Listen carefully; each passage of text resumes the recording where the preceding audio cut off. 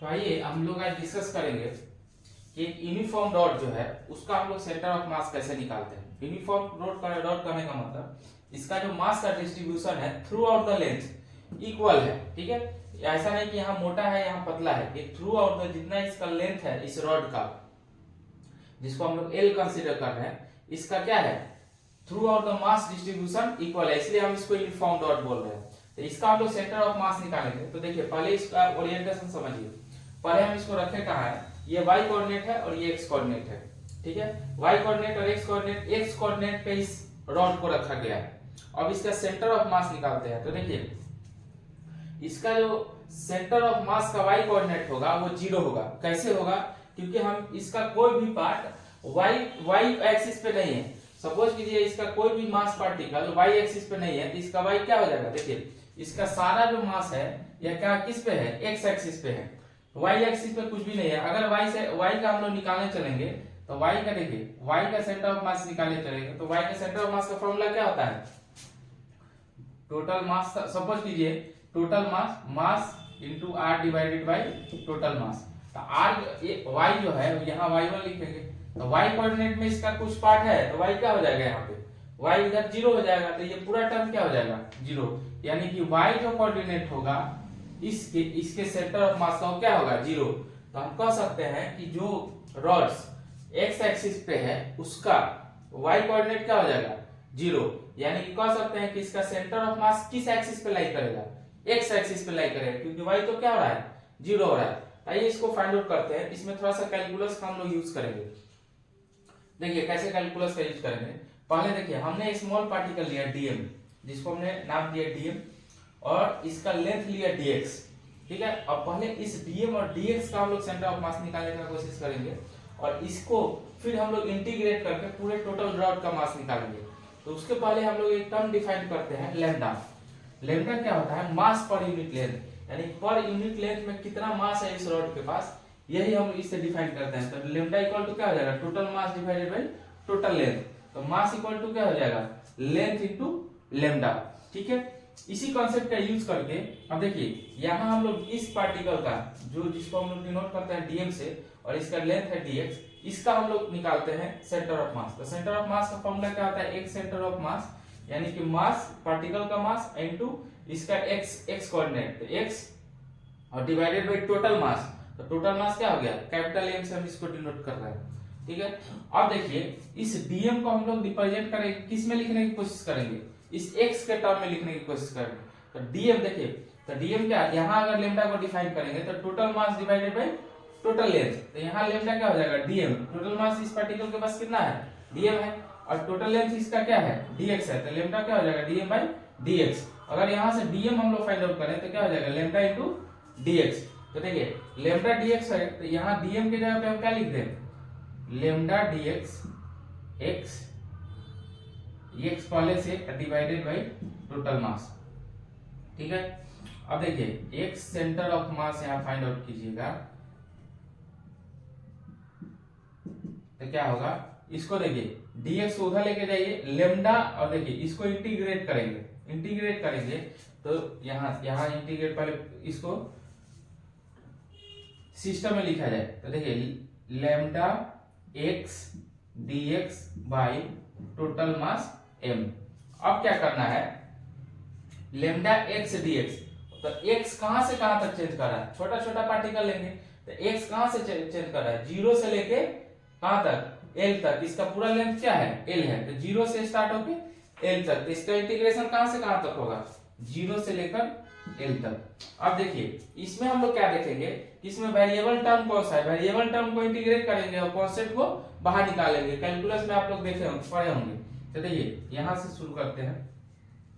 तब यहाँ constant term क्या है, ये अगर यूनिफॉर्म रॉड है तो लैम्डा जो पर यूनिट लेंथ है हर जगह क्या होगा कांस्टेंट होगा, तो लैम्डा कांस्टेंट बाहर आ जाएगा। और ये टोटल मास रॉड का कांस्टेंट है, ये भी बाहर आ जाएगा। बचेगा क्या, x dx, यहाँ lambda divided by m equal to x dx, और इसका इंटीग्रेशन कहां से कहां तक होगा, 0 से l तक। तो इसको इंटीग्रेट करेंगे तो x ds का इंटीग्रेशन आपको पता है क्या होता है, x² बाय 2 इसको लिमिट लगा दीजिए 0 से L तक। ठीक है, अब यहां देखिए lambda by m equal to, यहाँ इसको लिखते हैं, यहाँ स्पेस नहीं, यहाँ स्टार्ट करते हैं। देखिए लेमडा डिवाइडेड बाई m, इसको लिखिए lambda divided by m equal to, अब यहाँ देखिए इसको क्या करते हैं, पहले अपर लिमिट पुट करते हैं, तो x के जगह पे अपर लिमिट रखेंगे, तो x को रिप्लेस करेंगे किससे, l से, तो x को l से रिप्लेस करेंगे तो क्या आ जाएगा, l स्क्वायर बाई 2 और माइनस, अब लोअर लिमिट, तो लोअर लिमिट x के जगह पे क्या रखेंगे, 0 को, तो 0 बाई एनीथिंग 0, तो हम यहाँ लिख सकते हैं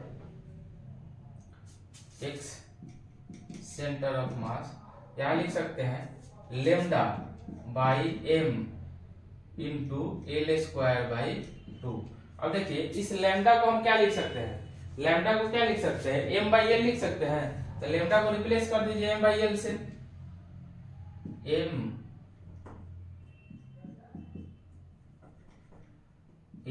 by L divided by m equal into L square by 2। यहां देखिए अब क्या करते हैं, ये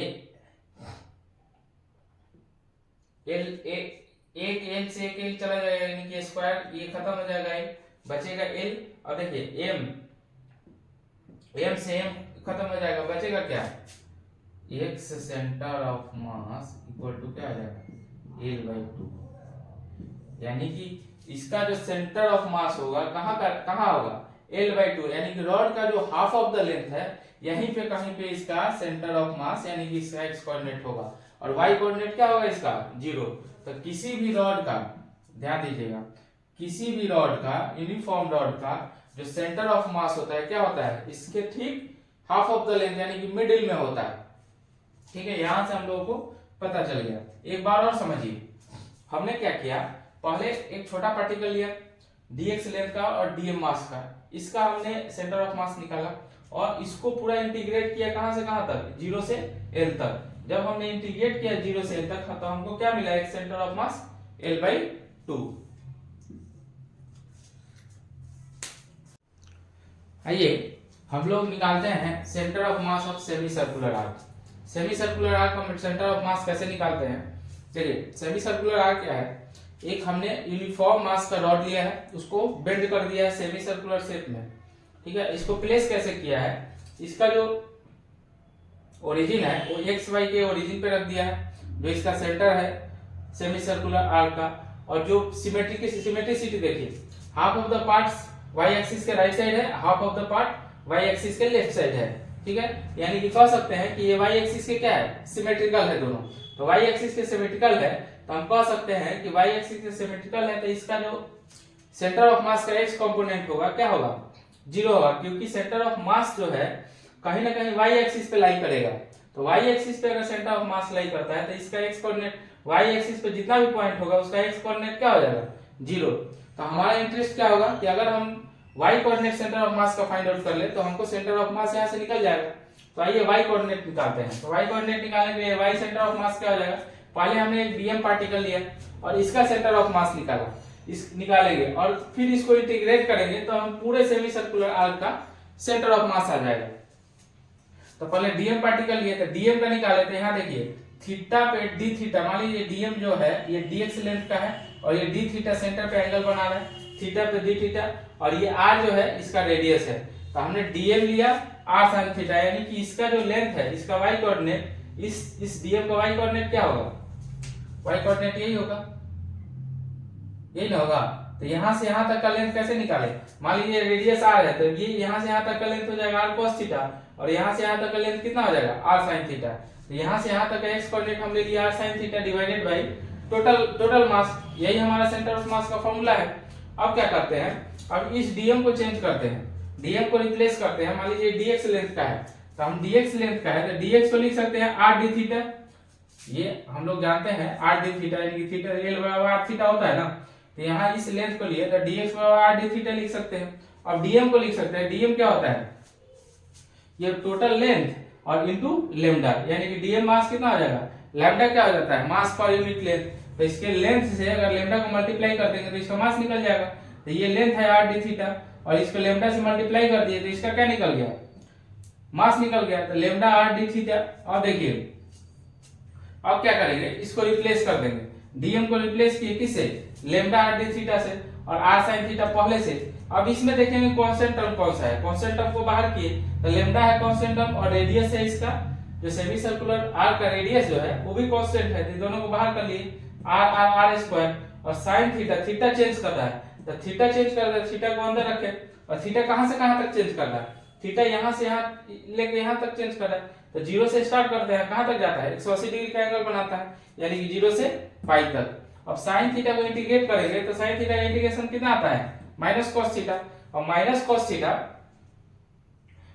cos थीटा पे अपर लिमिट पुट कीजिए तो cos थीटा पाई क्या होता है -1 और माइनस माइनस क्या हो जाएगा +1 और माइनस अब लोअर लिमिट तो cos 0 1 तो माइनस पहले से तो -1 और -1 तो माइनस माइनस प्लस अगेन ये क्या हो जाएगा 2 को इधर लेके आइए तो 2 lambda r square divided by m, ये इसका फाइनली सेंटर ऑफ मास का फॉर्मूला आ गया।